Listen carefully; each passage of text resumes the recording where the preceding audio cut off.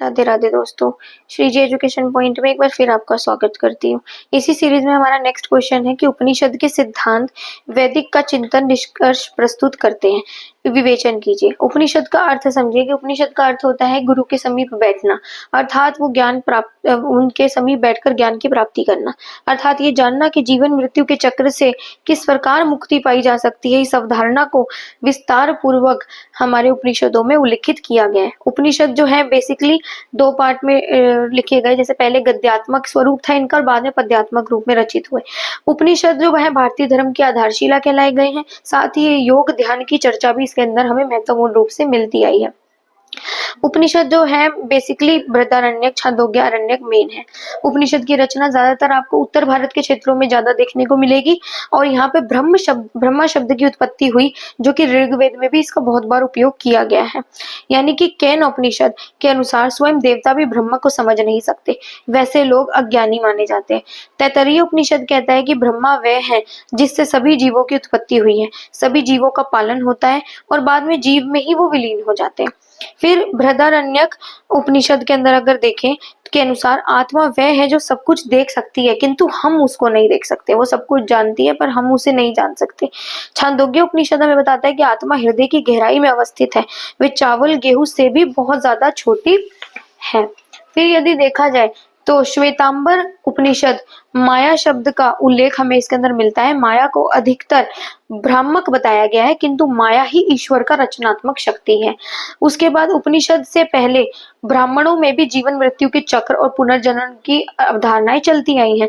जैसे कि शतपथ ब्राह्मण हमें बताते हैं कि वैसे लोग जो यज्ञ अनुष्ठानों को विधिवत रूप से संपादित नहीं करते, उनका पुनर्जन्म होता है, ऐसी अवधारणा उसके अंदर बताई गई और फिर से उनकी मृत्यु होती है। और फिर भौतिक समृद्धि केवल उन्हीं को प्राप्त होती है जो यज्ञों का निष्पादन ठीक रूप से करते हैं। वही मनुष्य जन्म मृत्यु से ही पाप और पुण्य का भागी बनता है। कुछ उपनिषदों में आत्मा के शरीर से निकल दूसरे शरीर में जाने की भी हमें यहाँ पर व्याख्या समय दर समय मिलती आई है। जीवन मृत्यु पुनर्जन्म से मुक्ति केवल ज्ञान के द्वारा ही पाई जा सकती है। फिर वही उपनिषद बताता है कि अनुसार 3 लोक है हमारे यहाँ पर, मृत्युलोक, पितृलोक और स्वर्गलोक। श्वेतांबर प्रमुख है, श्वेताश्वर प्रमुख है। योगिक क्रियाओं पर बल देते हैं ये लोग, यानी कि ब्रह्मा की प्राप्ति के लिए योग भी आवश्यक है, ये दर्शाते हैं। ये भी कहा गया है कि यज्ञ अनुष्ठान करने से, नैतिकता का आचरण बरतने से मूल उद्देश्य की प्राप्ति नहीं हो सकती। फिर छांदोग्य उपनिषद में बताते हैं कि वह लोग जो यज्ञ अनुष्ठान करते हैं, जो वेद का पाठ निरंतर करते रहते हैं, अपनी डेली लाइफ में दान देते रहते हैं, वैसे इंसानों को इसी संसार के सभी पुण्य स्वीकार हो जाते हैं। वह व्यक्ति ब्रह्म का ज्ञान हो जाए तो वह अमृतत्व को प्राप्त कर सकता है। तो उपनिषद में ये भी बताया गया कि यज्ञ बलि प्रथा का विरोध या ब्राह्मणवादी परंपरा का विरोध अभिव्यक्त किया गया। बृहदारण्यक उपनिषद यज्ञों को करने और पितृलोक में जा सकते हैं, जबकि ज्ञान की प्राप्ति के बाद देवलोक ही प्राप्त होता है। यानी कि इसमें बेसिकली समझाने की कोशिश की है कि अगर ज्ञान रूप से आप ज्ञान को साथ रख के अपने कर्मों पर जो है चलेंगे उस हिसाब से, तो फिर आपको देवलोक की प्राप्ति होगी। और छांदोग्य उपनिषद बताता है कि प्रवाहन ने उद्दालक अरुणि को कहा कि ज्ञान कभी भी ब्राह्मण की थाती नहीं रही है। यानी कि बृहदारण्यक उपनिषद हमें यह भी बताता है कि याज्ञवल्क्य के विचारों का खंडन कई ब्राह्मणों ने किया, किंतु इनको राजा जनक के द्वारा काफी प्रोत्साहन भी प्राप्त है।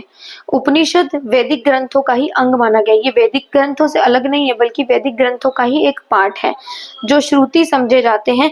इन दोनों में घनिष्ठ संबंध रहा है शुरू से ही। उपनिषद जो है वो यज्ञ बलि अनुष्ठानों की आलोचना नहीं, बल्कि एक नया स्वरूप प्रदान करते हैं। धार्मिक अनुष्ठानों को एक नए स्वरूप की परिभाषा देते हैं। फिर वहीं बृहदारण्यक उपनिषद में अश्व का सर उषा, आंखें सूर्य, सांसें वायु, मुख अग्नि है। ये अश्वमेध यज्ञ की परिकाष्ठा है, जिसे एक नया आयाम समय दर समय दिया गया। निष्कर्ष रूप से देखें तो उपनिषदों ने अनुष्ठानों और यज्ञों का विस्तार नहीं किया, बल्कि उसके प्रतीकात्मक ज्ञान पर बल दिया कि सिर्फ यज्ञों से कर आप मुक्ति नहीं पा सकते या देवलोक को प्राप्त नहीं कर सकते, अर्थात ज्ञान भी होना बहुत ज्यादा जरूरी है। यानी कि आप कोई भी काम कर रहे हैं, आप भक्ति कर रहे हैं, आप कुछ भी कर रहे हैं, कोई भी अपनी अनुष्ठानों को मान रहे हैं या कोई भी अपनी परंपराओं को मान रहे हैं, तो उसमें मेन चीज है कि आपको उनकी बातों का ज्ञान होना चाहिए कि ऐसा हुआ तो ऐसा क्यों हुआ, उसके पीछे के कारण क्या है, लोग ऐसी चीजें क्यों प्रैक्टिस में अभी भी ला रहे हैं? तो क्योंकि हर एक चीज के पीछे भगवान ने कुछ कोई भी चीज बनाई है तो उसके पीछे कोई ना कोई कारण जरूर बनाया है। तो हमेशा उस पर सोच विचार करके हमें ज्ञान पर ज्यादा बल दिया गया है इसके अंदर। निष्कर्षतः अनुपनिषदों ने अनुष्ठानों यज्ञों का तिरस्कार नहीं किया, बल्कि एक नया स्वरूप प्रदान करके ज्ञान पर बल दिया है कि जिस जहां तक अनुष्ठान और यज्ञ इंपॉर्टेंट है, तो वहीं ज्ञान को अगर इनके साथ जोड़ दिया जाए तो ये एक नए चरम पर ही अपनी झलक दिखलाता है। अतः ये वैदिक ग्रंथों का ही अंग माना गया है। आई होप यह कंटेंट आपको अच्छा लगा होगा। राधे राधे।